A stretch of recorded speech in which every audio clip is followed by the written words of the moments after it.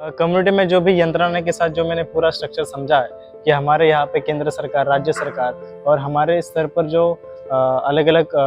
परिषद होते हैं, विधान परिषद होते हैं, राज्यसभा होती है, नगर सेवक का रोल क्या होता है और हमारे बस्ती में कम्युनिटी में चेंजेस लाने के लिए हमारे एक जिम्मेदार नागरिक करके क्या भूमिका होनी चाहिए, एक यूथ लीडर करके हमारा एक नेतृत्व किस तरीके से जरूरी है एक पूरे कम्युनिटी को चेंज लाने के लिए, तो वहाँ से मैं वो सारी चीज़ें लेके जाऊँगा। मैं अपनी कम्युनिटी में यहाँ से ये ले जाऊँगा कि एक परसेप्शन होता है और फैक्ट्स होता है, उन्हें कैसे डिफाइन करते हैं और मिथ्स कैसे होते हैं और अपने बस्ती में चेंज कैसे ला सकते हैं। जैसे कि अभी एक प्रॉब्लम आया, कुछ प्रॉब्लम्स आते हैं रोड ट्रांसपोर्ट के लिए, रोड के लिए, और बस्ती में पानी का प्रॉब्लम है, तो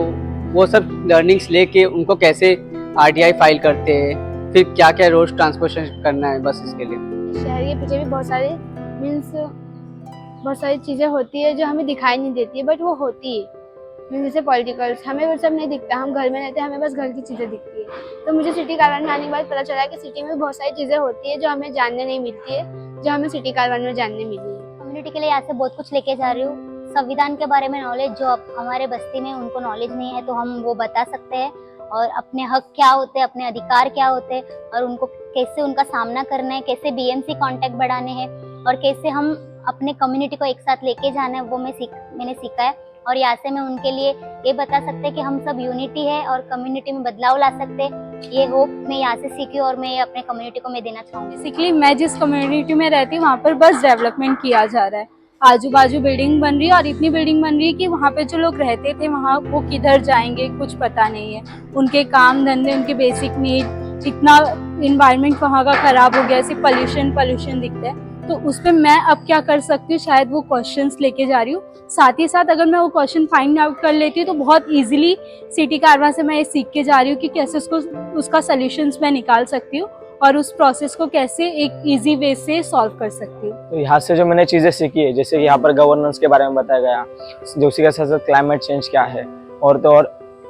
अगर हम देखेंगे तो पॉलिसी कैसी बनती है, तो जो सारी चीज़ें RTI कैसे हमें फाइल करना है, PIL हमें कैसे फाइल करना है, तो जो मेजर चीज़ें जो हमने सीखनी चाहिए। अगर हमें किसी चीज़ के बारे में जानना है तो RTI जैसी जो प्रक्रिया है तो हमें नहीं पता होती, तो अगर अभी यहाँ से मैंने सीखी तो ये चीज़ें जाके मेरे बस्तियों में जो हमारे साथ जो यूथ है, मेरे साथ जो मेरे साथी जुड़े हुए हैं, उनको जाके मैं बताऊंगा, उनको जाके चीज़ें सिखाऊंगा। गवर्नेंस का स्ट्रक्चर क्या होता है, हमें किस प्रकार से गवर्नेंस में पार्टिसिपेट करना चाहिए, हमारी भूमिका क्या है, सिर्फ हमें वोट दे के हमारी भूमिका खत्म नहीं होती, तो हमें सवाल भी पूछने हमारी जिम्मेदारी होती है। तो जिम्मेदारी को लेकर भी उसमें हमने सीखा है, सारी चीज़ें हमने जानी है, महसूस की है। तो सारी चीज़ें जाके मैं हमारे बस्तियों में जाके और मेरे जो दोस्त है, मेरे जो साथी है, उन सभी के साथ ये चीज़ें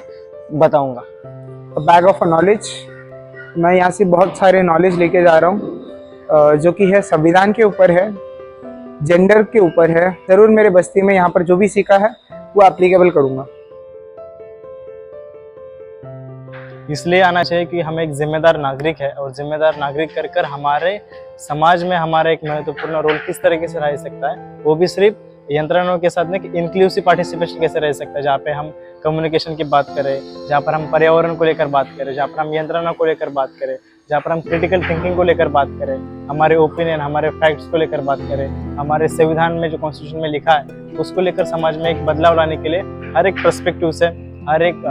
इंक्लूसिव तरीके से बदलाव लाने के लिए हम एक साथ आने के लिए यहाँ पे ज़रूरी है। युवा को सिटी कारवां इसके लिए ज्वाइन करना चाहिए क्योंकि उन्हें काफ़ी सारी चीज़ सीखने मिलती है, जैसे कॉन्स्टिट्यूशन हो गया, आर्टिकल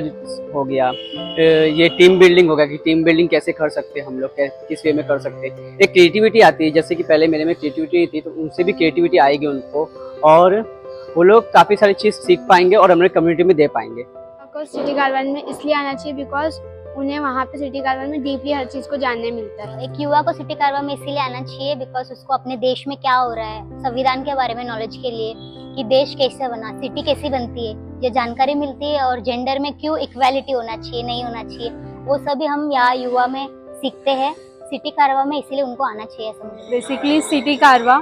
हम जिस सिटी में रहते हैं हमें उन्हीं के बारे में नहीं पता है, हमारी बेसिक नीड किधर से शुरू होती, कहाँ पे ख़त्म होती है, हमें कुछ नहीं पता है। तो सिटी कारवां पूरा एक प्रोसेस है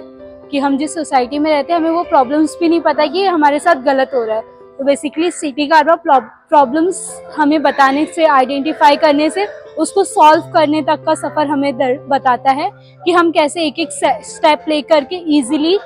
कॉन्स्टिट्यूशन, गवर्नेंस के हिसाब से काम कर सकते हैं और अपनी लाइफ को ईजी बना सकते हैं। यहाँ पर जब हम देखेंगे तो इस पूरे 10 दिन में हमने अलग अलग ट्रेनिंग्स, अलग अलग सेशन है, जिसमें हमारे पर्सपेक्टिव बिल्डिंग से लेकर आज का जो हमारा मतलब जो पूरे सेशन है, प्लानिंग, पॉलिसी मेकिंग, अर्बनाइजेशन क्या होता है, तो ये सारी जो चीज़ें जो हमारे बस्ती में और हमारे डेली लाइफ के इर्द गिर्द में होती है, तो ये सारी जो चीज़ें और युवा को जो पार्टिसिपेशन है वो अगर उसको हम ध्यान में रखते हैं तो वो चीज़ों को लेकर सीखने के लिए, जानने के लिए और खुद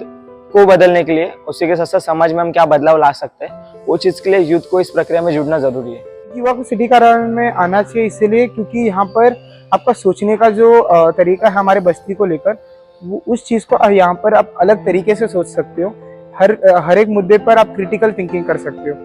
तो आपको ज़रूर यहाँ पर आना चाहिए।